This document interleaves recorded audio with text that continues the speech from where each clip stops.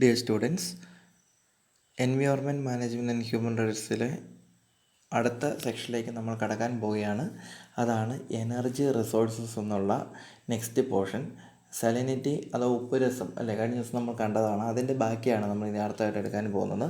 ഇനി മുതലുള്ള പോർഷൻസ് നമുക്ക് സമയം വളരെ കുറവായതിനാൽ ഇമ്പോർട്ടൻ്റ് ആയിട്ടുള്ള ഏരിയകൾ മാത്രമായിരിക്കും നമ്മൾ സംസാരിക്കുന്നത്. എല്ലാ സെൻറ്റൻസും നമ്മൾ നേരത്തെ പ്രൈമറി സ്കൂളിലെ പോലെ ഓരോ സെൻറ്റൻസും വായിച്ച് അണ്ടർലൈൻ ചെയ്യാൻ അങ്ങനെ ഒരു സിസ്റ്റത്തിലൂടെ നമുക്കിനി പോകാൻ കഴിയുകയില്ല.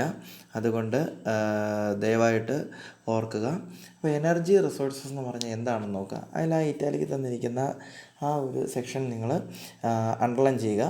Energy resources are the opportunities that an area offers to generate electricity based on its natural conditions and circumstances. അതായത് പ്രകൃതിയിൽ ഓൾറെഡി ഉള്ള സാഹചര്യങ്ങൾ കൊണ്ടോ അല്ലെങ്കിൽ പ്രകൃതിയാലുള്ള ചില കണ്ടീഷൻസ് കൊണ്ടോ നമുക്ക് ഇലക്ട്രിസിറ്റി ഫോം ചെയ്യാനായിട്ട് സാധിക്കുമെങ്കിൽ അതിനെയാണ് നമ്മളെന്ന് പറയുന്നത് എനർജി റിസോഴ്സ് എന്ന് പറയുന്നത്. ഓക്കെ, ഈ ലോകത്തിലുള്ള ഓരോ ആക്ടിവിറ്റീസ് എന്ന് പറഞ്ഞാൽ ട്രാൻസ്പോർട്ടേഷൻ തൊട്ട് ഇറിഗേഷൻ വരെ, നമ്മുടെ ടെലികമ്മ്യൂണിക്കേഷൻസ്, കോമേഴ്സ്, പിന്നെ പറയുന്ന വാണിജ്യപരമായിട്ടുള്ള ഓരോ കാര്യങ്ങൾ, കമ്മ്യൂണിക്കേഷൻ തൊട്ട് ഈ പറയുന്ന ഷിപ്പിങ്, സ്പേസ്, ഇങ്ങനെയുള്ള എല്ലാ മേഖലകളിലും എന്തുണ്ട്, എനർജി ഇല്ലാതെ ഫ്രണ്ടിലോട്ട് ഒരു കാര്യങ്ങളും നമുക്ക് ചെയ്യുവാനായിട്ട് സാധിക്കുകയില്ല. അപ്പോൾ എനർജി നമുക്ക് വളരെ അത്യന്താപേക്ഷിതമായ ഒരു കാര്യമാണ്. അതുപോലെ തന്നെ അതെങ്ങനെയാണ് ലഭിക്കുന്നതെന്ന്, നമ്മളത് ക്രിയേറ്റ് ചെയ്യുകയല്ല, പിന്നെ എന്താണ്, നാച്ചുറലായിട്ട് ഒറിജിനേറ്റ് ചെയ്ത് വരുന്ന കാര്യമാണ്.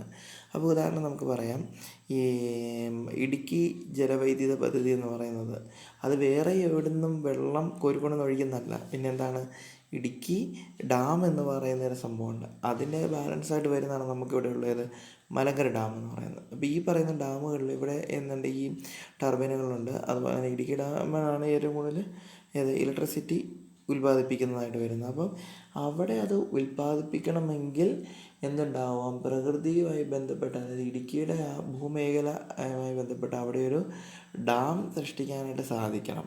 ഡാം നമുക്ക് ഉണ്ടാക്കാൻ സാധിക്കുകയും അതുപോലെ തന്നെ ആ ഡാമിൻ്റെ ബേസിലായിട്ടാണ് എന്ത് ചെയ്യുന്നത്, ഈ പറയുന്ന എനർജി റിസോഴ്സസ്, അല്ലെങ്കിൽ അവിടെ നമുക്ക് അതിനുള്ള ഒരു പുതിയൊരു വഴി നമുക്ക് തെളിയുകയാണ് ചെയ്യുന്നത്. അപ്പോൾ ഇത് പറഞ്ഞിരിക്കുന്നതാണ്. അടുത്ത പേജ് നോക്കുക. Presently the needs of energy arise in A large number of applications. കുറേയേറെ ആവശ്യങ്ങൾക്ക്, ഒത്തിരി അത്യാവശ്യങ്ങൾക്ക് നമ്മൾ എന്ത് യൂസ് ചെയ്യുന്നുണ്ട്, ഈ പറയുന്ന എനർജി നമ്മൾ യൂസ് ചെയ്യുന്നുണ്ട്. First one, in power plant to run the turbine. ഈ പവർ പ്ലാന്റുകളിൽ ടർബൈൻ റൺ ചെയ്യുന്നതിന് വേണ്ടിയിട്ട് നമ്മൾ എന്ത് ചെയ്യുന്നു, ഈ പറയുന്ന എനർജി യൂസ് ചെയ്യുന്നു. The rotation of turbine is then used to rotate the alternator to generate electricity. അപ്പോൾ ഈ പറയുന്ന ഇലക്ട്രിസിറ്റി ഫോം ചെയ്യണമെങ്കിൽ, നിങ്ങൾ 8ാം ക്ലാസ്സിലൊക്കെ പഠിച്ചിട്ടുണ്ടാവും എങ്ങനെയാണ് കറണ്ട് ഉണ്ടാകുന്നത്. ഫിസിക്സിൽ നിങ്ങൾ പഠിച്ചിട്ടുണ്ട്. ഈ ഫിസിക്സിൽ പഠിക്കുന്ന സമയത്ത് ഈ പറയുന്ന കാന്തിക പ്രേഷണവും വിക്ഷേപണമൊക്കെ നമ്മൾ പഠിച്ചിട്ടുള്ള സംഭവമാണ്. നെഗറ്റീവും പോസിറ്റീവ് ചേർന്ന് നിങ്ങൾക്ക് തന്നെ അറിയാം. നമ്മൾ ചെറുപ്പത്തിലൊക്കെ എല്ലാവരും നിങ്ങൾ യൂസ് ചെയ്ത് നോക്കിയിട്ടുള്ളതാണ്. നിങ്ങളുടെ വീട്ടിൽ ഈ സ്പീക്കറിൻ്റെയൊക്കെ ബാഗിൽ നമ്മൾ അടിച്ചു പൊട്ടിച്ചെന്ന് കാന്തം എടുക്കാറുണ്ട്. കാന്തം ഒരെണ്ണം പൊട്ടി രണ്ടായിട്ട് ബ്രേക്ക് ആയി കഴിഞ്ഞാൽ എന്ത് ചെയ്യുക, അത് നേരെ പിന്നെ ഒരിക്കലും ഇരിക്കത്തില്ല, ശരിയല്ല. അത് കൊണ്ടിലും അങ്ങോട്ടും ഇങ്ങോട്ടും വിഘടിച്ച് പോകുന്നതായിട്ട് തെന്നിപ്പോകും. അതിനകത്ത് തന്നെ ഒരു ഫോഴ്സ് ഉണ്ട് ഇതിൻ്റെ ഉള്ളിൽ. അപ്പോൾ ഇതിനെയാണ് നമ്മൾ എന്ത് ചെയ്യുന്നത്, ഈ യാന്ത്രിക ഊർജ്ജത്തെയാണ് എന്താക്കുന്നത്, ഈ പറയുന്ന വൈദ്യുതോർജ്ജമായിട്ട് കൺവേർട്ട് ചെയ്യുന്നത്. അപ്പോൾ ഇത് കൺവേർട്ട് ചെയ്യണമെങ്കിൽ ഈ നെഗറ്റീവ് പോസിറ്റീവ് എന്ന് പറഞ്ഞാൽ ഈ ടർബൈൻ കറങ്ങിയെങ്കിൽ മാത്രമേ അതിനകത്ത് ഇത് വരത്തുള്ളൂ. ഈ ടർബൈൻ എന്ന് പറഞ്ഞാൽ മനുഷ്യനെ കൊണ്ടോ അല്ലെങ്കിൽ ആളുടെ പുറത്ത് കയറ് കെട്ടിയത് വലിപ്പിക്കാൻ പറ്റുന്ന സാധനമല്ല. അത് ഓട്ടോമാറ്റിക്കായിട്ട് ഈ ടർബൈൻ കറങ്ങണമെങ്കിൽ അതിനൊരു മറ്റൊരു അൾട്ടിമേറ്റ് ഫോഴ്സ് വേണം. അതാണ് എന്ത് വരുന്നത്, ഈ പറയുന്ന ഈ ജലം വലിയ ഉയരത്തിൽ നിന്ന് വരുന്നത്. നെറ്റിലേക്ക് അടിച്ചാൽ നിങ്ങൾക്ക് അറിയാനായിട്ട് സാധിക്കും, ഗൂഗിൾ സെർച്ച് ചെയ്ത് അറിയാൻ സാധിക്കും. മുകളിൽ നിന്ന് വെള്ളം വന്നിട്ട് ടർബൈൻ്റെ മുകളിലോട്ട് വീഴുന്നു. ആ ജലചക്രം കറങ്ങുന്ന സമയത്ത് ഇതിൻ്റെ അകത്ത് എന്ത് ചെയ്യുന്നു, ടർബൈൻ കറങ്ങുന്നതിലൂടെയാണ് ഈ പറയുന്ന ഈ മാഗ്നറ്റിക് എഫക്റ്റ് ഉണ്ടാകുന്നത്. അങ്ങനെയാണ് ഇതിൻ്റെ എനർജി എന്ത് ചെയ്യുന്നത്, നമുക്ക് ഇത് കൺവേർട്ട് ചെയ്തെടുക്കുന്നത്. രണ്ടാമത്തെയാണ് പറയുന്നത് ഏതൊക്കെയാണ്, ഓട്ടോമൊബൈലുകളുടെ, പിന്നെ ട്രെയിന്, ഷിപ്പ്, സബ്മറൈൻ എന്ന് പറഞ്ഞാൽ അന്തർവാഹിനി, ഇത് ജലത്തിനടിയിലൂടെ പോകുന്നത്.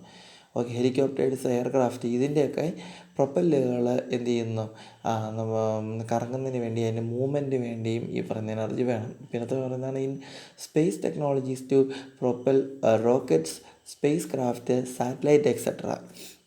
പിന്നെ പറയുന്നതാണ് ഈ ബഹിരാകാശ ഇതിൻ്റെ ടെക്നോളജിക്ക് വേണ്ടി നമ്മൾ എന്ത് ചെയ്യുന്നു, പ്രൊപ്പല്ലുകൾ കറക്റ്റ് ചെയ്യുന്നതിന് വേണ്ടി ഈ റോക്കറ്റുകളുടെ, പിന്നെ പറയുന്നതാണ് സ്പേസ് ക്രാഫ്റ്റ്, സാറ്റലൈറ്റുകൾ, ബഹിരാകാശ നിലയങ്ങളുണ്ട്. ഇതിൻ്റെയൊക്കെ പ്രവർത്തനങ്ങൾക്ക് ഈ പറയുന്ന പോലെ എനർജി ആവശ്യമുണ്ട്. പിന്നെ പറയുന്നത് in military use to propel missile, tank, weapon etcetera. പറയുന്ന ഓരോ ആയുധങ്ങൾ, പിന്നെ മിസൈലുകൾ, ടാങ്കുകൾ, ഈ പറയുന്ന ഇതിനൊക്കെ ഈ പ്രവർത്തനങ്ങൾക്കും ഇത് വളരെ ആവശ്യമാണ്. പിന്നെ പറയുന്നത് industrial sector for manufacturing steel, aluminium and other metal, in producing cement, plastic, chemical, fertilisers etcetera. For domestic purpose in refrigerators, air condition, fan, lighting, television, music system, washing machine etcetera. ഈ പറയുന്നത് നിങ്ങൾ കുറച്ച് കാര്യങ്ങളായിട്ട് എക്സാമ്പിളായിട്ട് നിങ്ങൾ പഠിച്ചു വെക്കുക. അപ്പോൾ നിങ്ങൾക്ക് കൃത്യമായിട്ട് അതിൻ്റെ നിന്ന് പഠിക്കാനായിട്ട് സാധിക്കും. ഓക്കെ, അടുത്തതായി നമ്മൾ പഠിക്കാൻ പോകുന്നത് classification of energy resources. Energy റിസോഴ്സിന് എത്രയായിട്ട് നമുക്ക് ക്ലാസിഫൈ ചെയ്യാൻ സാധിക്കും? പ്രധാനമായിട്ട് രണ്ടായിട്ടാണ് തരംതിരിക്കുന്നത്. റിന്യൂവബിൾ എനർജി എന്നും നോൺ റിന്യൂവബിൾ റിസോഴ്സസ് എന്നുമാണ് പഠിക്കുന്നത്. അപ്പോൾ റിന്യൂവബിൾ റിസോഴ്സസ് എന്തൊക്കെയാണ്? First one, renewable energy resource. Underline ചെയ്യുക.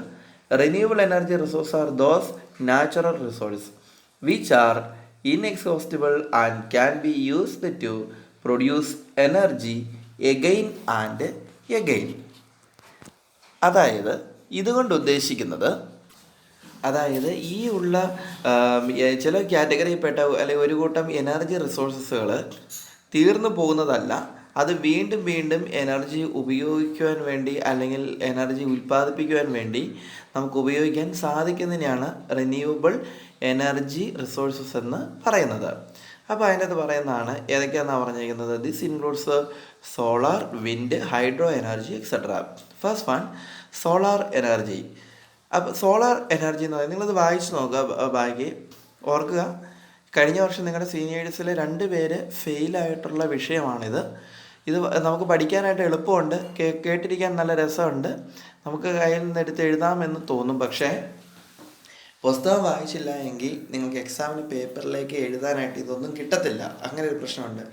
എന്തെങ്കിലും 2-3 ചുമ്മാ നമ്മൾ കത്തി എഴുതി വെച്ച് കഴിഞ്ഞാൽ മാർക്ക് തരത്തുമില്ല, അവർ വെട്ടിക്കളയും. ആൻസർ കീയിൽ എക്സാക്റ്റ് ആയിട്ട് ഇരുന്നത് പോയിൻറ്റ്സ് കൊടുക്കുക, പോയിൻ്റ് ഇല്ലെങ്കിൽ മാർക്ക് കൊടുക്കേണ്ടതാണ് പറഞ്ഞേക്കുന്നത്. അതുകൊണ്ട് ഇത് നിങ്ങൾ വീട്ടിലിരുന്ന് പല ആവർത്തി ഈ ടെക്സ്റ്റ് വായിച്ച് നോക്കുക, ഇതിൻ്റെ അകത്ത് എന്തൊക്കെയാണ് പറയുന്നതെന്നുള്ളത്. ഓക്കെ, അപ്പോൾ ഒന്നാമത് നോക്കുന്നതാണ് സോളാർ എനർജി എന്ന് പറഞ്ഞാൽ എന്താണെന്ന് നോക്കുക. നിങ്ങൾക്കറിയാം സോളാർ എനർജി എന്ന് പറഞ്ഞാൽ സൂര്യപ്രകാശത്തിൽ നിന്നുള്ള എനർജിയാണ് വരുന്നത്. ഇപ്പോൾ നമ്മൾ കോളേജിലൊക്കെ നമ്മളിപ്പോൾ സോളാർ എനർജി വെക്കാനായിട്ട് പോവുകയാണ്. അപ്പോൾ ഇത് പറഞ്ഞിരിക്കുന്നത് all natural phenomenon like the flowing of wind, water cycle, photosynthesis etcetera are possible only due to solar energy. അതായത് ഈ പറയുന്ന കാറ്റാടി പാടങ്ങൾ തൊട്ട് പിന്നെ നമ്മൾ ഇന്നലെ കണ്ടായിരുന്നു ഡാമിൻ്റെ കാര്യം പറഞ്ഞായിരുന്നു, അങ്ങനെയുള്ള കാര്യങ്ങളും പിന്നെ ഫോട്ടോസിന്തസിസ്, പ്രകാശ സംശ്ലേഷണം, ഈ പറയുന്ന കാര്യങ്ങളൊക്കെ എന്ത് വേണം? സോളാർ എനർജി വളരെ അത്യാവശ്യമാണ്.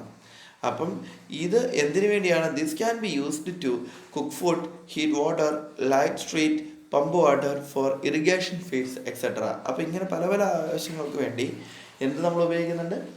സോളാർ എനർജി ഉപയോഗിക്കുന്നുണ്ട്. നെക്സ്റ്റാണ് വിൻഡ് എനർജി എന്ന് പറയുന്നത്. വിൻഡ് എനർജി എന്നുകൊണ്ട് ഉദ്ദേശിക്കുന്ന ഇതാണ് വിൻഡ് മിൽസ്. നിങ്ങൾ നേരത്തെ കണ്ടിട്ടുള്ളതായിരിക്കും, ചില ആളുകളൊക്കെ ടൂർ പോയിട്ടുള്ളതായിരിക്കും. The windmill is a source of electrical energy. These windmills are generally established only at a place where most of the days in a year experience strong winds. അതായത് ഒരു വർഷത്തിൻ്റെ നല്ലൊരു ശതമാനം ഈ കാറ്റുള്ള സ്ഥലങ്ങൾ എന്ന് പറഞ്ഞാൽ നമുക്ക് രാമക്കൽമേട്, പിന്നെ തമിഴ്നാട് കോയമ്പത്തൂർ, ഇങ്ങനെയുള്ള സ്ഥലങ്ങളിലേക്ക്, തിരുനെൽവേലി അങ്ങോട്ടൊക്കെയാണ് ഏറ്റവും കൂടുതൽ ഈ വിൻമിൽസ് ഉള്ളത്. എന്ന് പറഞ്ഞാൽ ഏക്കർ കണക്കിനാണ് കിടക്കുന്നുണ്ടെങ്കിൽ, ഒരു മലയുടെ മുകളിൽ രണ്ടെണ്ണം വെച്ചേക്കുന്നല്ല, ഏക്കർ കണക്കിന് അവർ കാറ്റാടിപ്പാടം ഇങ്ങനെ ഉണ്ടാക്കിയേക്കണം. അപ്പോൾ അതിന് വലിയ വിൻമിൽസ്, ഈ ഏതാണ് സുസ്ലോൺ എനർജി എന്നൊക്കെ പറയുന്ന കമ്പനിയുണ്ട്. അത് ഇന്ത്യയിലെ ഏറ്റവും വലിയ ഏതാണ് വിൻമിൽസിൻ്റെ കമ്പനിയാണ്. ഓക്കെ, അവരപ്പം എന്ത് ചെയ്യുന്നു, ഈ പറയുന്ന രീതിയിലുള്ള വിൻമിൽസൊക്കെ ഉണ്ടാക്കിയിട്ട് അതിൽ നിന്ന്, അതായത് ഈ കാറ്റ് ഉള്ള സമയത്ത് ഓൾറെഡി എന്ത് ചെയ്യുന്നു, ഈ ഫാൻ ഇങ്ങനെ കറങ്ങിക്കൊണ്ടിരിക്കുക. അപ്പോൾ അതിൻ്റെ അകത്ത് ടർബൈൻ ഉണ്ടാവും. നമ്മൾ ഇന്നലെ പറഞ്ഞ പോലെ, നിങ്ങൾ പറഞ്ഞില്ലേ എങ്ങനെയാണ് ഇലക്ട്രിക് സിഗ്നൽസ് ഉണ്ടാകുന്നതെന്നുള്ളത് നമ്മളിന്നലെ പറഞ്ഞിരുന്നു. അപ്പം അങ്ങനെ ഉള്ള ഈ സിഗ്നൽസ് ഉണ്ടാക്കുന്നതിലൂടെ നമുക്ക് അതായത് വേറെ കാശ് മുടക്കൊന്നും നമുക്ക് എന്താണ് ആദ്യത്തെ ഇനീഷ്യൽ ഇൻവെസ്റ്റ്മെൻ്റ് അല്ലാതെ, പിന്നെ ഇടയ്ക്കത്തെ മെയിൻ്റനൻസ് കോസ്റ്റും അല്ലാതെ വേറെ നമ്മൾ കറണ്ട് ബില്ല് അടയ്ക്കുന്നത് അങ്ങനെ ഒരു എന്താണ് എക്സ്ഹോസ്റ്റബിൾ ആയിട്ടുള്ള എനർജി റിസോഴ്സ് അല്ല. കാറ്റ് ഓൾറെഡി പ്രകൃതിയിലുണ്ട്. അത് വെച്ചിട്ട് ഈ ഫാൻ കറങ്ങുമ്പോൾ അതിൽ നിന്ന് എന്ത് ഉണ്ടാകുന്നു, വൈദ്യുതോർജ്ജം ഉണ്ടാകുന്നു. അതാണ് വിൻഡ് എനർജി എന്ന് പറയുന്നത്. നെക്സ്റ്റാണ് ഹൈഡ്രോ എനർജി എന്ന് പറയുന്നത്. Water is an important natural resources. All living organisms needs water to live. Humans need water for many purposes such as drinking, cleaning, cooking, etc. Hydro energy എന്ന് പറയുന്ന അടുത്ത ഒരു സെഗ്മെൻറ്റിലേക്കാണ് വരുന്നത്. Hydro energy എന്ന് പറഞ്ഞാൽ ഓർക്കാതെ it is related with water. Okay, എക്സാമിന് ഓർത്തോണം. Water flowing into a river or water stored in a dam are sources of hydro energy. ഇത് ഹൈഡ്രോ എനർജിയുടെ മറ്റ് ഒരു എന്താണ് ഏരിയ സെഗ്മെൻ്റ് ആയിട്ടാണ് പറയുന്നത്. ഈ പറയുന്ന വാട്ടർ ഉപയോഗിച്ച് ഇത് പല പല സ്ഥലങ്ങളിൽ കെട്ടി നിർത്തി അതിൽ നിന്ന് എന്ത് ചെയ്യുന്നു, എനർജി സോഴ്സ് ഉണ്ടാക്കുന്നു. അടുത്ത ബയോഗ്യാസ്. ബയോഗ്യാസ് എന്താണെന്ന് നിങ്ങൾക്ക് അറിയാവുന്നതാണ്. അപ്പോൾ ഇതിൻ്റെ അകത്ത് നമ്മൾ നേരത്തെ സ്കൂളിലൊക്കെ പഠിച്ചിട്ടുള്ളതാണ്. പ്രധാനമായും 3 ഗ്യാസുകൾ, methane, carbon dioxide, hydrogen, ഇങ്ങനെയുള്ള 3 ഗ്യാസസിൻ്റെ മിക്സറാണെന്ന് പറയുന്നത് ഈ ബയോഗ്യാസ് എന്ന് പറയുന്നത്. അപ്പോൾ ഇതിനകത്ത് പറയുന്ന ഒരു കാര്യം പറയുന്നത് ഈ സസ്യങ്ങളുടെയും ജന്തുക്കളുടെയും ഈ അവശിഷ്ടങ്ങൾ എന്ന് പറഞ്ഞാൽ അത് ജലത്തിൽ കിടന്നിട്ട് അത് വെള്ളമായി ഒന്ന് മെൽറ്റ് ചെയ്തിട്ട്, ജസ്റ്റ് നമ്മൾ വീടിൻ്റെ സൈഡിലേക്ക് ഇതല്ല പറയുന്നത്, വലിയ സമുദ്രങ്ങളിലോ മറ്റുമായിട്ട് ഇങ്ങനെ മെൽറ്റ് ചെയ്തിട്ട് വർഷങ്ങൾ, ആയിരക്കണക്കിന് വർഷങ്ങൾ അത് അവിടെ കിടന്ന് ഇങ്ങനെ എന്താകുന്നു, ഡൈജസ്റ്റ് ആയി കഴിഞ്ഞാലാണ് അതിൽ നിന്ന് ഈ പറയുന്ന സംഭവങ്ങൾ കിട്ടത്തുള്ളൂ. അതാണ് ബയോഗ്യാസ് എന്ന് പറയുന്നത്. പിന്നെ ഉള്ളത് വുഡ്, നിങ്ങൾക്ക് അറിയാവുന്നതാണ്. നെക്സ്റ്റാണ് hydrogen.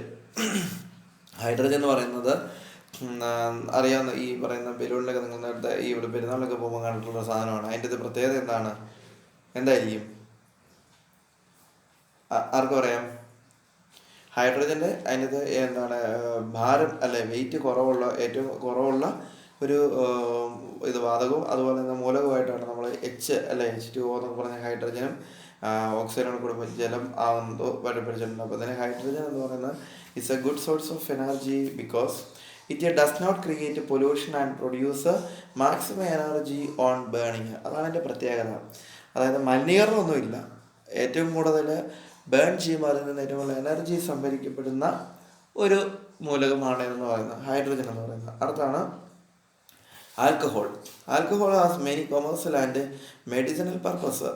It can be used for producing energy. അത് ഈ പറയുന്ന പോലെയാണ്. കൊമേഴ്സ്യൽ പർപ്പസ് എന്താണെന്ന് നമുക്ക് അറിയാവുന്നതാണ്. പിന്നെ ഉള്ളതാണ് പറയുന്നത് മെഡിക്കൽ പർപ്പസ് എന്ന് പറയുന്നത്, മെഡിസിനൽ പർപ്പസ് എന്ന് പറയുന്നത്. അതായത് it is obtained while making sugar from sugarcane. It is very cheap source of energy. A mixture of petrol and alcohol is being used as a fuel in automobiles. This mixture is called gasohol എന്ന് പറയുന്നത്. Okay, അന്ന് പഠിച്ചു വെച്ചോളാൻ അറിഞ്ഞിരിക്കുക കേട്ടോ. പെട്രോളും ആൽക്കഹോളും കൂടെ mix ചെയ്യുന്നതാണ് ഗ്യാസോഹോൾ എന്ന് പറയുന്നത്. ഓട്ടോമാറ്റിക് യൂസ് ചെയ്യുന്നതാണ്. ഭയങ്കര കോസ്റ്റ്ലിയാണ്. നമ്മളെ കൊണ്ട് സാധാരണ ആളുകളെ കൊണ്ട് അത് അഫോർഡ് ചെയ്യാൻ പറ്റുന്നൊരു കാര്യമല്ല. അതുകൊണ്ട് അത് നമുക്ക് എന്തായിട്ട് ഉപയോഗിക്കുന്നതാണ്. ആൽക്കഹോൾ എന്ന് പറയുന്ന ഒരു എനർജി റിസോഴ്സ് ആയിട്ടാണ് യൂസ് ചെയ്യാൻ പറ്റുന്നത്. പിന്നെ എയർ, സോയിൽ, 2 ടോട്ടൽ 10 എണ്ണമുള്ളത് നിങ്ങൾ പഠിക്കുക.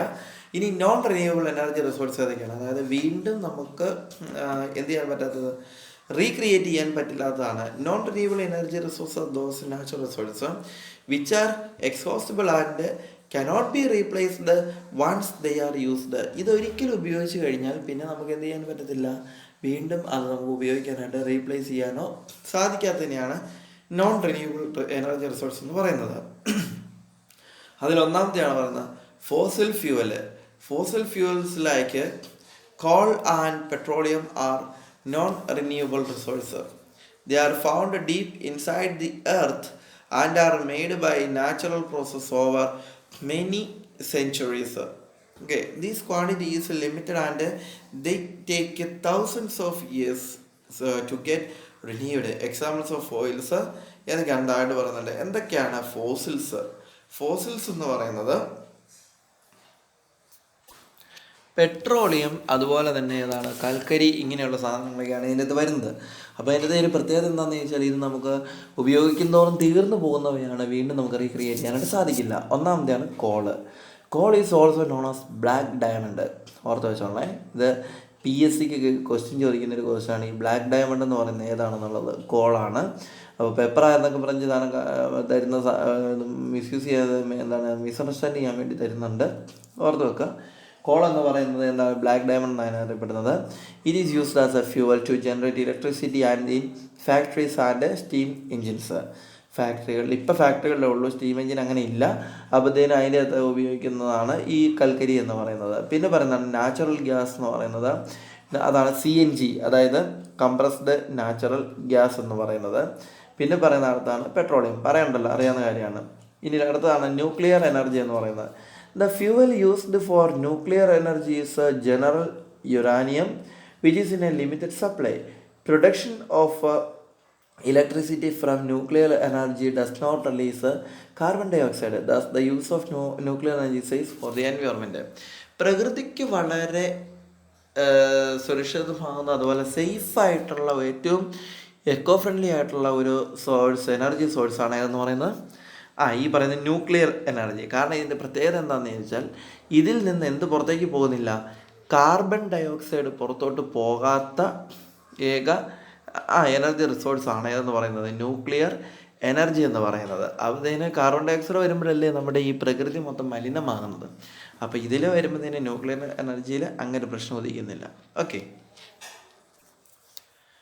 അങ്ങനെ വന്നപ്പോൾ ഒത്തിരി സയൻറ്റിസ്റ്റുകൾ ഈ ഓൾട്ടർനേറ്റീവ് സോഴ്സ് ഓഫ് റിസോഴ്സസ് കണ്ടുപിടിക്കേണ്ട ആവശ്യമുണ്ടെന്ന്. കാരണം അടുത്തൊരു 100 വർഷത്തിൽ കൂടുതൽ ഈ പറയുന്ന എനർജി റിസോഴ്സുകളിൽ മിക്കതും തീർന്നു പോകും. അങ്ങനെ വരുമ്പോഴത്തേക്കിനും ഓൾട്ടർനേറ്റീവ്സ് ആയിട്ട് റിസോഴ്സ് ഉപയോഗിക്കണം എന്നുള്ള ഒരു കണ്ടുപിടുത്തം അല്ലേ, നമുക്കതിന് വേണ്ടി ഒരെണ്ണം കണ്ടുപിടിക്കണം എന്നുള്ള തീരുമാനത്തിലെത്തി. അങ്ങനെ scientist have identified the following alternative source of energies. First one is nuclear fission. Okay, spelling നോക്കുക, FISSION, ന്യൂക്ലിയർ ഫിഷൻ.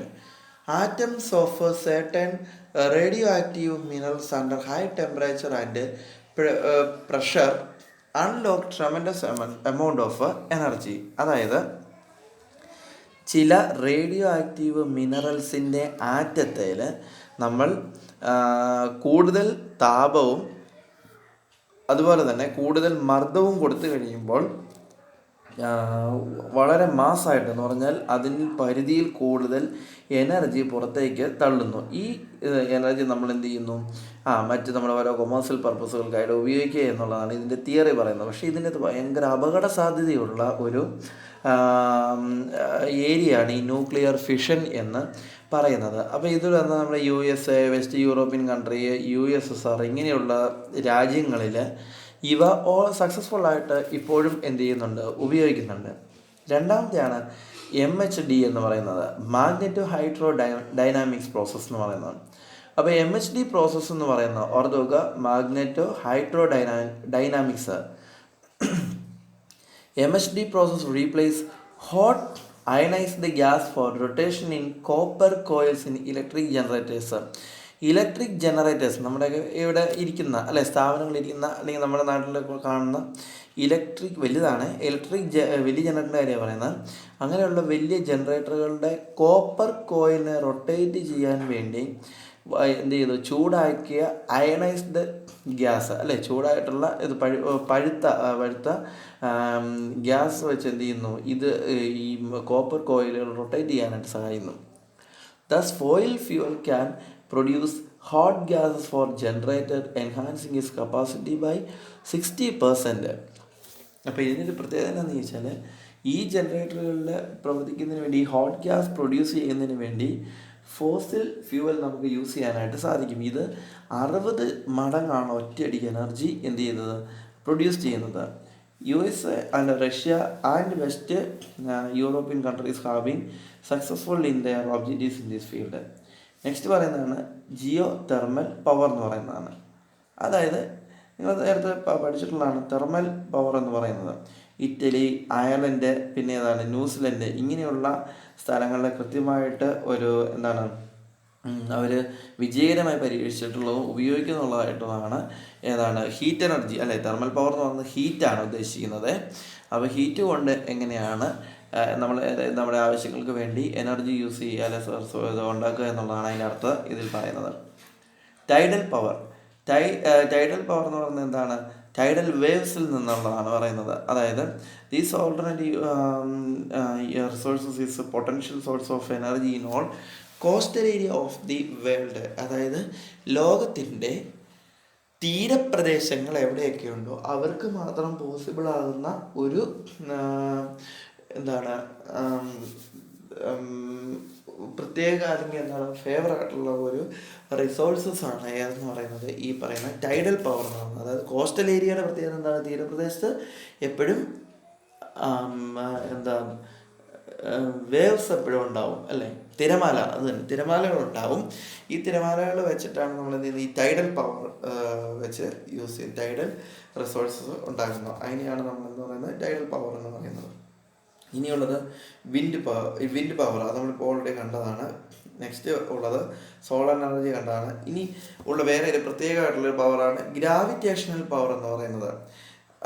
അത് വായിച്ചു നോക്കുക. Gravitational energy is A potential energy a body with mass has in relation to another massive object due to gravity. It is potential energy associated with a gravitational field. Gravity എന്ന് പറഞ്ഞാൽ എന്താണ്? ഗുരുത്വാകർഷണം നമ്മൾ പഠിച്ചിട്ടുള്ളതാണ്.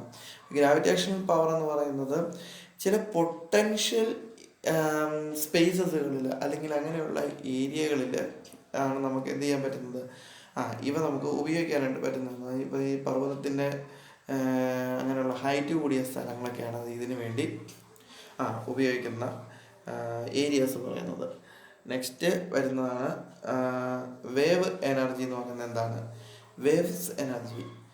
is another type of ocean-based renewable energy source. Thus uses the power of the waves to generate electricity. Wave energy uses the vertical movement of the surface water, thus produce tidal waves. അതായത് this can be a good source of mechanical energy. Waves energy എന്ന് പറയുന്നത് ഇതുപോലെ തന്നെയാണ്. എങ്ങനെയാണ് നമുക്ക് പുറത്തോട്ട് പോയിട്ട് ഈ വലിയ കടൽ മാർഗങ്ങൾ ഇങ്ങനെയുള്ള ജനസമുദ്രമുള്ളതോ അല്ലെങ്കിൽ ജനവാസമുള്ളതോ ആയിട്ടുള്ള സ്ഥലങ്ങളിൽ നമുക്കിത് സാധിക്കത്തില്ലെന്നാണ് പറഞ്ഞേക്കുന്നത്.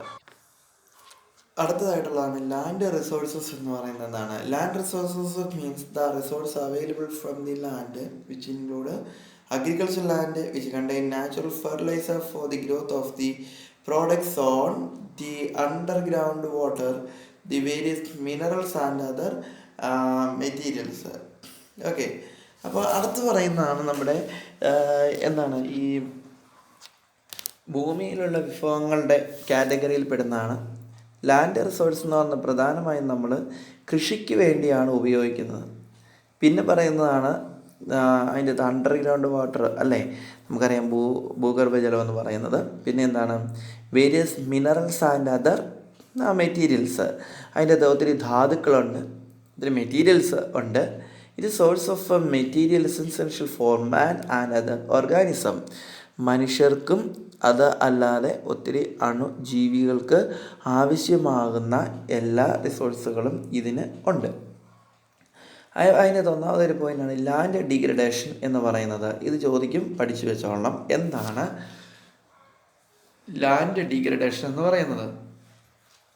Land degradation refers to the deterioration or loss of fertility or productive capacity of the soil.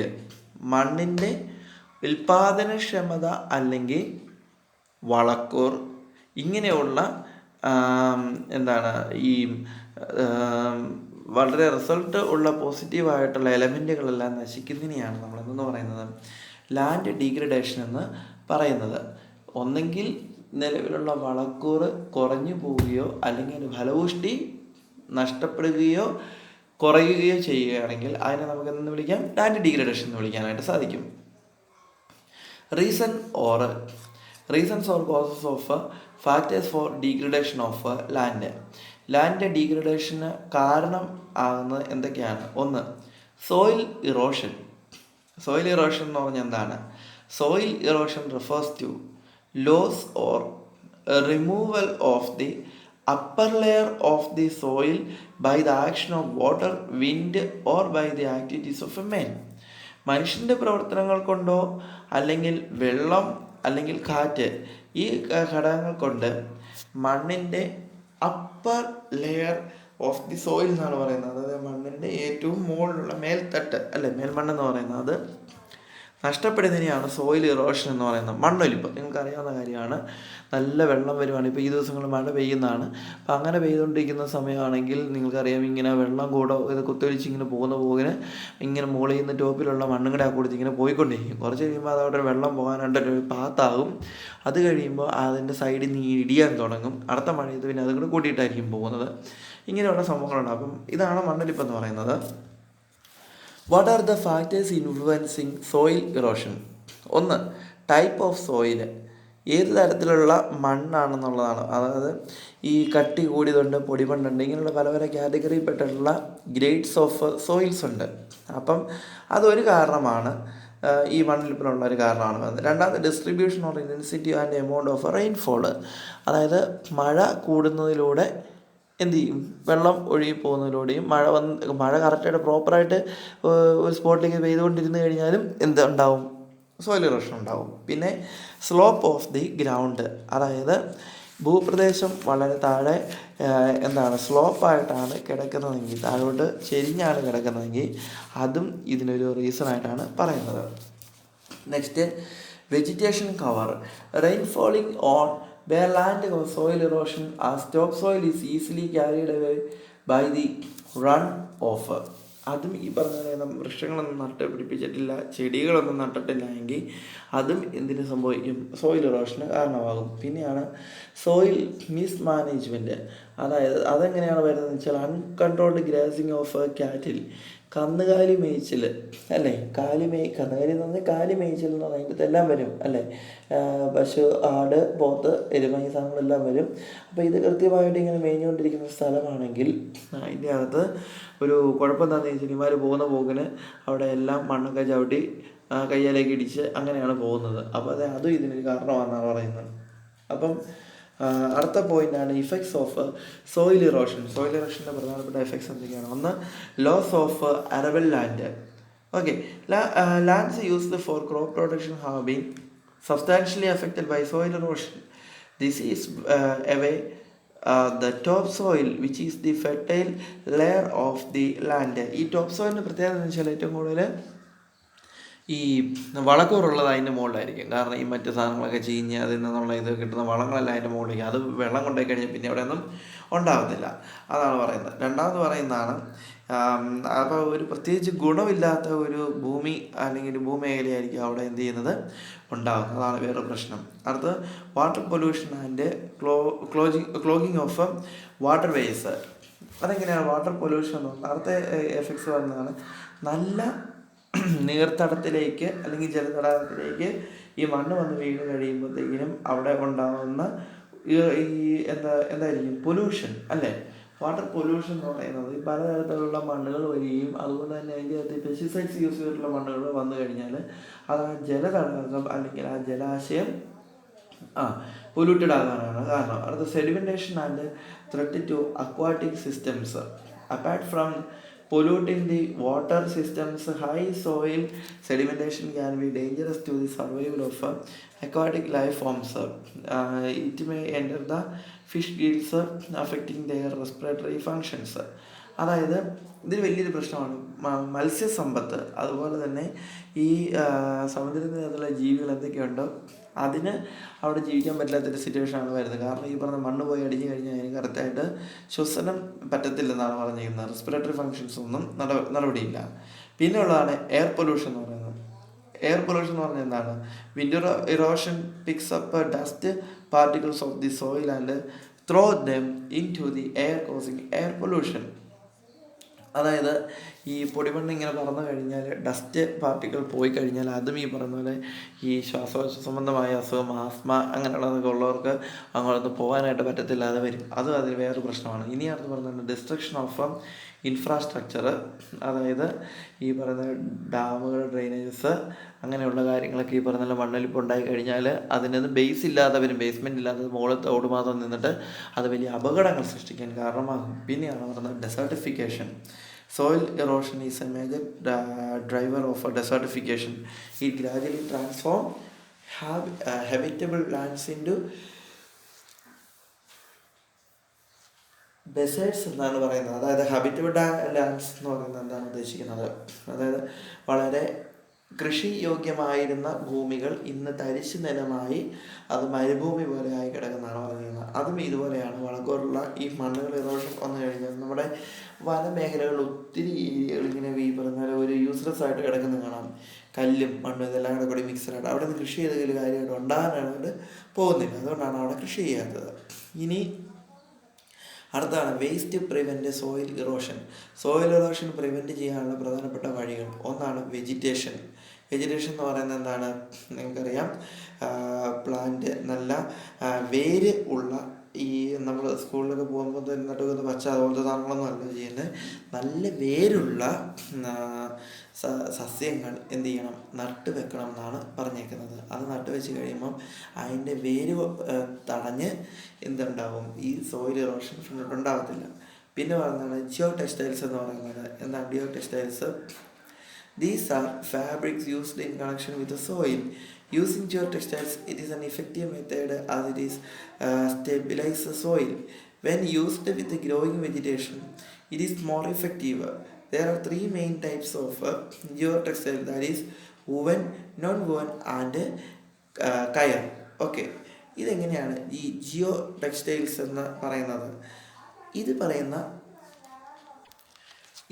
എങ്ങനെയാണെന്ന് വെച്ചാൽ മണ്ണിനോടൊപ്പം ഈ പറയുന്ന പോലെ ഫാബ്രിക്സ് അല്ലേ, ഫാബ്രിക്സ് എന്ന് പറഞ്ഞാൽ ക്ലോത്ത് ഐറ്റംസ് നമ്മൾ എങ്ങനെയാണ് ഇതിൻ്റെ കൂടെ മിങ്കിൾ ചെയ്യുന്നതാണ് ചെയ്യുന്നത്. അതായത് ഓരോ സാധനങ്ങൾ, ഇത് രണ്ട് തരത്തിൽ ഇതിനെ ഡിഫൈൻ ചെയ്യപ്പെടുന്നുണ്ട്. ഒന്ന് പറയുന്നത് ഈ നമ്മളിപ്പോൾ HVC ക്ലൗഡിൻ്റെ ഭാഗമായിട്ട് ചെടിച്ചട്ടികൾ, പ്ലാസ്റ്റിക് നമ്മൾ കൊടുക്കുന്നില്ല. പ്ലാസ്റ്റിക് ഫ്രീ ക്യാമ്പസ് ആയതുകൊണ്ട് നമ്മളതിനെ പ്രൊമോട്ട് ചെയ്യാനും പാടില്ലാത്തതിനാൽ പ്ലാസ്റ്റിക് ചട്ടികളല്ല, പകരം എന്ത് ചെയ്യുന്നുണ്ട്? ക്ലോത്തിൻ്റെ ജൂട്ട് ഇല്ലേ, ജൂട്ടിൻ്റെ ഗ്രോ ബാഗുകൾ ഓൺലൈനായിട്ട് നമുക്കിവിടെ അങ്ങനെ വലിയ കാര്യമായിട്ട് ആയിട്ടില്ല. നോർത്ത് ഇന്ത്യയിൽ നിന്നാണ് സാധനം അത് ഓൺലൈൻ വരുത്തേണ്ടി വരും. അപ്പോൾ അത് എന്നോട് കൂടുതൽ നമുക്കത് ജൂട്ടിൻ്റെ നമുക്ക് തന്നെ ഉണ്ടാക്കാവുന്ന കാര്യമുള്ളൂ. അതിൻ്റെ പാർട്ടിക്കിൾസൊക്കെ നമുക്ക് മേടിക്കാൻ കിട്ടുന്നതാണ്. അപ്പോൾ അങ്ങനെ ജൂട്ടിൻ്റെ ഇത് വെച്ചിട്ടാണ് ചെയ്യുന്നത്. അപ്പോൾ അതിൻ്റെ പ്രത്യേകത എന്താണെന്ന് ചോദിച്ചാൽ അത് ഗ്രാജുവലി ആ സംഭവം എന്തായിട്ട് മണ്ണിനോട് കൂടെ ചേരുന്ന രീതിയിലുള്ള ബാഗുകളാണ് വരുന്നത്. അപ്പോൾ ഇത് വന്നു കഴിയുമ്പോൾ ഒന്ന് വളക്കൂറാണ്, രണ്ടാമത് മണ്ണൊലിപ്പ് ഉണ്ടാകത്തില്ലെന്നാണ് പറയുന്നത്. ഇതിൻ്റെ കൂടെ രണ്ടും കൂടി മിക്സഡായിട്ട് തടഞ്ഞ് പോകുന്ന ഒരു സംഭവമാണ് അതാണ് ജിയോ ടെക്സ്റ്റൈൽസ് എന്ന് പറയുന്നത്. ഓക്കെ, അടുത്താണ് mulch or fertiliser or rocks. Mulch is a material such as decaying leaves, barks or compost spread around the plant to enrich the soil. Applying a layer of mulch to the soil top allow the soil to slowly soak up water. അതായത് നമ്മളിതിൻ്റെ ഈ മരത്തിൻ്റെ അല്ലെങ്കിൽ ചെടി നടുന്നതിനോടൊപ്പം തന്നെ ഈ ചപ്പുചവറുകൾ, പിന്നെ ചെറിയ കല്ലിൻ്റെ പീസുകൾ, ഇങ്ങനെ തടി, ഇങ്ങനെയുള്ള സാധനങ്ങളൊക്കെ ഇട്ട് കൊടുക്കുന്നത് കണ്ടിട്ടുണ്ടാകും. ഇത് വരുമ്പോഴത്തേക്കിന് എൻ്റെ പ്രത്യേകത എന്താണെന്ന് വെച്ചാൽ വെള്ളം ഒഴുകി പോകും, മണ്ണ് പോകത്തില്ല, അത് തടഞ്ഞു നിൽക്കുന്നതായിട്ട് കാണാനായിട്ട് സാധിക്കുന്നതാണ് പറയുന്നത്.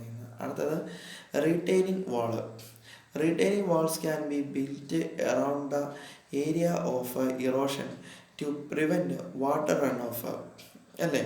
റീറ്റെയിനിങ് വാൾ എന്ന് പറയുന്നത് ഇത് തന്നെയാണ്. ഈ വെള്ളം ഒഴുകി പോകുന്നത് തടയാൻ വേണ്ടി അതിന് എന്താണ് മതിലുകൾ വെക്കുന്നത്, അതുപോലെ ചെറിയ കയ്യാലുകൾ വെക്കുന്നത്. അതാണ് മെയിനായിട്ട് ഉദ്ദേശിക്കുന്നത്. കയ്യാലുകളാണ് ഇത് വരുന്നത്. അടുത്തത് ഇംപ്രൂവ് ഡ്രെയിനേജ് അല്ലേ. അത് അറിയാമല്ലോ, ഡ്രെയിനേജ് ഫെസിലിറ്റി അതാണ് ഏറ്റവും വലിയൊരു പ്രശ്നം വരുന്നത്. ഡ്രെയിനേജ് കൃത്യമായിട്ടുണ്ടെങ്കിൽ അധികം മണ്ണിൽ ഇപ്പോൾ ഉണ്ടാവാറില്ല എന്നാണ് പറയുന്നത്. കാരണം അതൊക്കെ നിറഞ്ഞു പോയി കഴിയുമ്പോഴാണ് അമിതമായിട്ടുള്ള വെള്ളവും മണ്ണും ഒക്കെ പല വഴിയിലൂടെ ഡൈവേർട്ട് ചെയ്ത് പോകുന്നത്. ഇനി നെക്സ്റ്റ് ആണ് ഡെസർട്ടിഫിക്കേഷൻ എന്ന് പറയുന്നത്.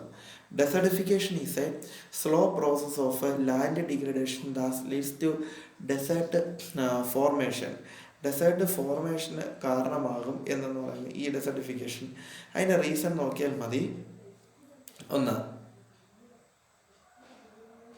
നമ്മുടെ ഇന്ത്യയിലുള്ള താർ മരുഭൂമി എന്ന് പറയുന്ന രാജസ്ഥാനടുത്തുള്ള താർ മരുഭൂമി ഒക്കെ ഇതേപോലെയാണ്. കുറേ വർഷങ്ങൾക്ക്, ഏതാണ്ട് ആയിരക്കണക്കിന് വർഷങ്ങളോടുകൂടി നല്ല പ്രൊഡക്റ്റീവ് ലാൻഡ് എന്നാണ് അത് ചരിത്രം പറയുന്നത്. ആ സംഭവം ഇങ്ങനെ ആയിപ്പോയതാണ് ഇതിലേക്ക് വന്നത്. ഈ ഡെസേർട്ട് എന്നുള്ള രീതിയിലേക്ക് വന്നു പോയത്. അപ്പോൾ ഡെസർട്ടിഫിക്കേഷൻ്റെ പ്രധാനപ്പെട്ട റീസൺ എന്തെല്ലാമാണ്? ഒന്ന്, ഡെസർട്ടിഫിക്കേഷൻ്റെ പ്രധാനപ്പെട്ട റീസൺസിൽ ഒന്നാമത്തെയാണ് മിസ്മാനേജ്മെൻറ്റ് ഓഫ് ലാൻഡ്. ഭൂമി നമ്മൾ കൃത്യമായിട്ട് പ്രോപ്പറായിട്ട് മാനേജ് ചെയ്യാറില്ല. എന്ന് പറഞ്ഞാൽ ഓവർ ഇറിഗേഷൻ, അതായത് ഒത്തിരി വെള്ളം നമ്മൾ കൊടുക്കുന്നു. പിന്നെ അതിലൂടെ ഈ വെള്ളമൊക്കെ മാറ്റി മണ്ണൊലിപ്പുണ്ടാകാൻ സാധ്യതയുള്ള ഏരിയയൊക്കെ തടമായിട്ട് വെട്ടി മാറ്റി അതിലൂടെ വെള്ളം മാറ്റി വിട്ടില്ലെങ്കിൽ അതൊക്കെ ഈ പറയുന്ന കൃഷിയിടത്തിലൂടെ വന്ന് മൊത്തം കയറിയുള്ള മണ്ണ്, ബലപുഷ്ടിയുള്ള മണ്ണുകളൊക്കെ പോയി കഴിഞ്ഞാൽ that will lead to the desertification. പിന്നെ പറയുന്നതാണ് ഓവർ ഗ്രാസ്.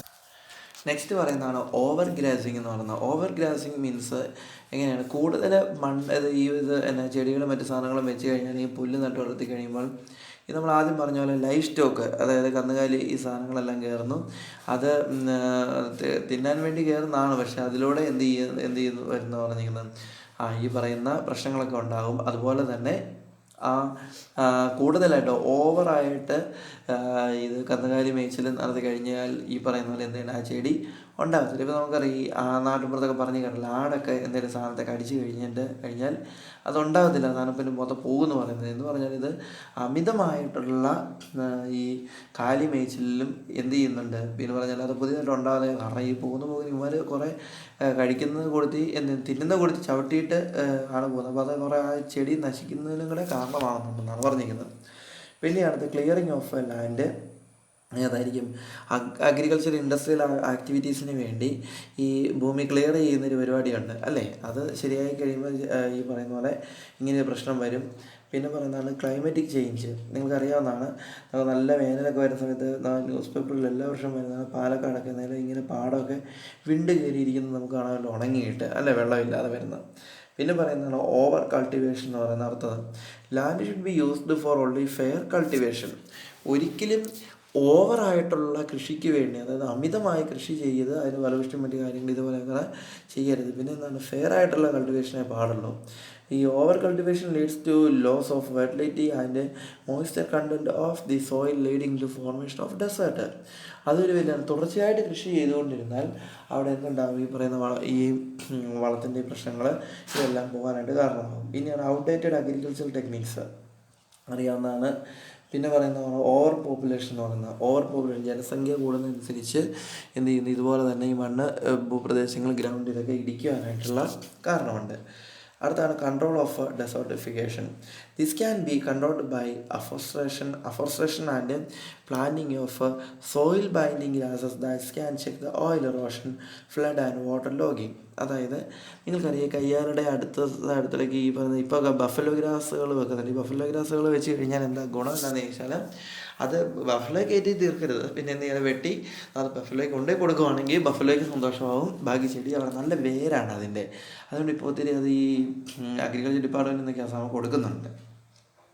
അടുത്തത് desertification can be controlled by crop rotation and mixed cropping which improve the fertility of the soil, and this can check the artificial bunds and covering the area with the proper type of vegetation. അത് ഈ പറയുന്ന പോലെ ഓരോ കാർഷിക വിളകൾ കൃത്യമായിട്ട് നട്ടുപിടിപ്പിച്ച് അതും നമുക്ക് എന്ത് ചെയ്യാൻ സാധിക്കും, ഡെസർട്ടിഫിക്കേഷൻ ഡിലിമിറ്റ് ചെയ്യുന്നതിനായിട്ട് സാധിക്കും. നെക്സ്റ്റ് പറഞ്ഞിരിക്കുന്നതാണ് shifting of land by mulching, that is use of artificial productive covering. ആദ്യം നമ്മൾ കണ്ടതുപോലെ തന്നെ ഓരോ പ്ലാസ്റ്റിക് ഐറ്റംസ് അല്ലെങ്കിൽ അങ്ങനെയുള്ള ഇരുമ്പിൻ്റെ സാധനങ്ങളൊക്കെ വെച്ചിട്ട് നമുക്ക് എന്ത് ചെയ്യാൻ സാധിക്കും, ഇത് കവർ ചെയ്ത് അടയ്ക്കാനായിട്ട് സാധിക്കും. അപ്പോൾ മണ്ണൊലിപ്പ് നമുക്ക് തടയാം. അതിലൂടെ നമുക്കിത് ഈ ഡെസർട്ടിഫിക്കേഷൻ തടയാനായിട്ട് സാധിക്കും. സലിനേഷൻ ഉപ്പ് രസം നമ്മൾ ഇന്നലെ പറഞ്ഞതല്ലായിരുന്നോ. പിന്നെയാണ് വാട്ടർ ലോഗിങ്. എന്താണ്, അക്യുമുലേഷൻ ഓഫ് വാട്ടർ, ഇതിൻ്റെ മുകളിൽ വെള്ളം കൂട്ടം കൂടുന്നത്. പിന്നെ man induced landslide means slipping of a layer of a land over other. അതായത് മണ്ണിടിച്ചിൽ അല്ലേ. ഈ മണ്ണിടിച്ചിൽ എന്ന് പറഞ്ഞാൽ ഇങ്ങനെ ഈ ചെരിഞ്ഞ് കിടക്കുന്ന പ്രദേശമാണ്. ഉരുളുപൊട്ടലൊക്കെ അതിൽ വരുന്നതാണ്. ഇതെല്ലാം ഒറ്റ കാറ്റഗറി വരുന്നതാണ് കേട്ടോ. Man-induced landslide is the landslide that happens due to breaking of a part of it from its mainland due to human activities. Next shifting cultivation. ഇതൊക്കെ നിങ്ങൾ ജസ്റ്റ് ഒന്ന് വായിച്ച് നോക്കിയാൽ മതി, എക്സ്പ്ലെയിൻ ചെയ്യാൻ ആവശ്യമുള്ള കേസുകളൊന്നുമില്ല. പിന്നെ പറയുന്നതാണ് അർബനൈസേഷൻ, സോയിൽ പൊല്യൂഷൻ അറിയാവുന്നല്ലേ. ഇനിയുള്ള role of individuals in the conservation of natural റിസോഴ്സസും equitable use of resource for sustainable lifestyles. പിന്നെ അപ്പുറത്തുള്ള കേസ് സ്റ്റഡി, ഇത് നമ്മൾ ക്ലാസ്സൊക്കെ കഴിയുമ്പോഴത്തേനും, കേസ് സ്റ്റഡി ഞാൻ കഴിഞ്ഞ വർഷം എടുത്തിട്ടില്ലായിരുന്നു. അവർക്ക് കേസ് സ്റ്റഡി അങ്ങനെ ചോദിക്കാറില്ലാത്തൊരു സംഭവമാണ്. കാരണം നിങ്ങൾ പഠിക്കുക എന്നുള്ളത് ഭയങ്കര ബുദ്ധിമുട്ടുള്ള ഒരു ഇതാണ്. അത് നമുക്ക് എടുക്കാം. അത് ഏറ്റവും അവസാനം പോർഷൻ തീർന്നു കഴിയുമ്പം നിങ്ങൾ ഒന്ന് നോട്ട് ചെയ്യണം കേട്ടോ, ഏതൊക്കെ എടുക്കേണ്ടെന്ന് അവസാനം നമുക്ക് എടുക്കാം. അത് ഇമ്പോർട്ടൻ്റ്. ഇപ്പോൾ പെട്ടെന്ന് തിരക്ക് പിടിച്ച് പഠിപ്പിക്കേണ്ട കേസല്ല. പോർഷൻ കഴിയുമ്പോൾ നമുക്ക് കേസ് സ്റ്റഡി നോക്കാം. ഓക്കെ, ആ സമയത്തൊന്ന് ഓർത്താൽ മതി. Okay, thank you.